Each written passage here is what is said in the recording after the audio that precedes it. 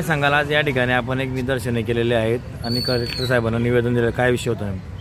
All India Muslim personal law बोर्डाने काल रात्री अधिसूचना काढून जळगाव शहर नाही पण भारतातील सर्व मुसलमानांना एक अपील केली होती की आज पवित्र रमजानचा शेवटचा शुक्रवार, ज्याला आम्ही विदतुल जुमा म्हणतो, या दिवशी सर्व मुस्लिम बांधवांनी नमाजला जाताना काळ्या फिती लावायच्या आणि नमाज झाल्यानंतर आपला निषेध नोंदवायचा.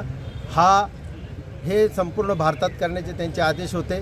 यापूर्वी त्यांनी 17 तारखेला जंतर मंतरला धरणे आंदोलन केले, 26 तारखेला पाटण्याला केले, 29 तारखेला विजयवाडा येथे धरणे आंदोलन होत आहे. अशा प्रकारे आता हा विधेयक संसदेत मांडला गेलेला आहे.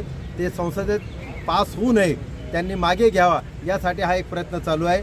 जर संसदेत तो पारित झाला तर आम्ही सर्व रस्त्यावर येऊ आणि रस्त्यावर येऊन आम्ही या कायद्याला विरोध करू. म्हणून सरकारला विनंती आहे की त्याने JPCच्या माध्यमाने जरी त्याने या विधेयकावर चर्चा केलेली आहे, 6.66 करोड लोकांच्या सूचना यांना प्राप्त झालेल्या आहे. त्या सूचनालाही ते लक्ष देत नाही आहे. JPCच्या विरोधी पक्ष नेत्यांच्याही सूचनांचं ते पालन करत नाही आहे. सरकार फक्त या ठिकाणी एकच उद्देश आहे की मुस्लिम समाजाच्या ज्या मशिदी, दर्गा, ईदगाह, कब्रस्तान, खानका आहे हे हडप करण्यासाठी प्रयत्न आहे. आणि आपल्याला माहिती आहे की एकच व्यक्ती उद्योगपतीचे एक अटलांटिका काढण्यासाठी हा सर्व प्रयास चालू आहे. म्हणून आम्ही त्याला सक्त विरोध करतोय.